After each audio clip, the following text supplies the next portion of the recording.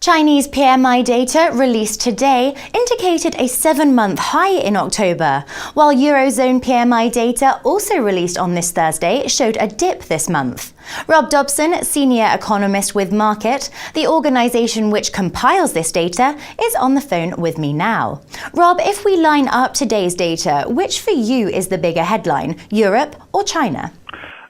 For me personally, I would say that the China story is the bigger headline.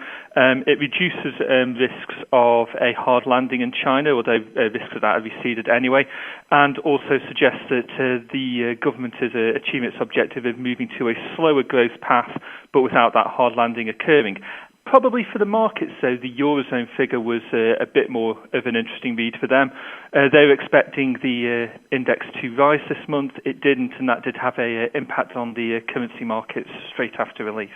If we consider China's action to increase M&A activity in Europe, in your view, what role does this play in Europe's PMI outlook? And similarly, is there a correlation between European FDI into China and China's reading today? I'd say that the M&A activity from China into the euro area, for the outlook for the Eurozone, it looks as if China may well be seeing that there's some positive aspects. They're seeing the Eurozone starting to recover and a number of assets which might be undervalued, particularly strategic assets that they can invest into. So again, this is really a case of China moving from a very domestic investment community looking to spread its wings and become much more of a global player, similar on the mark to how European investors and US investors act.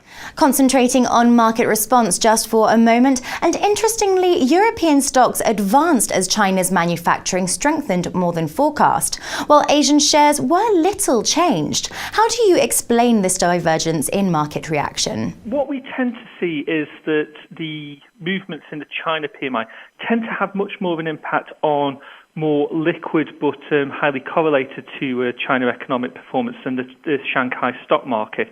So say, for example, we tend to see that European stocks move much more on the China PMI readings.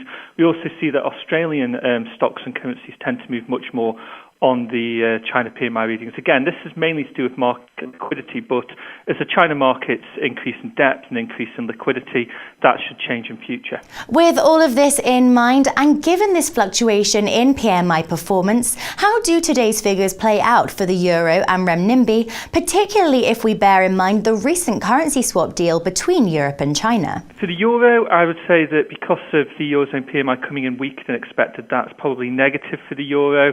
For the renminbi, that's hopefully going to keep it relatively stable in the sense that it suggests that China's performance isn't being dragged much lower.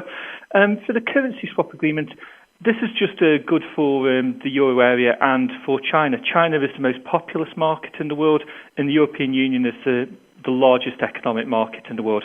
And again, this currency swap deal should allow greater and more reliable levels of trade between the two regions, and that's good for the global economy as a whole, as well as both regions. Rob, thank you. Up next on Dukascopy TV, I'll be back with a look at Spain's jobless figures as the country emerges from its second recession since 2008. Goodbye for now.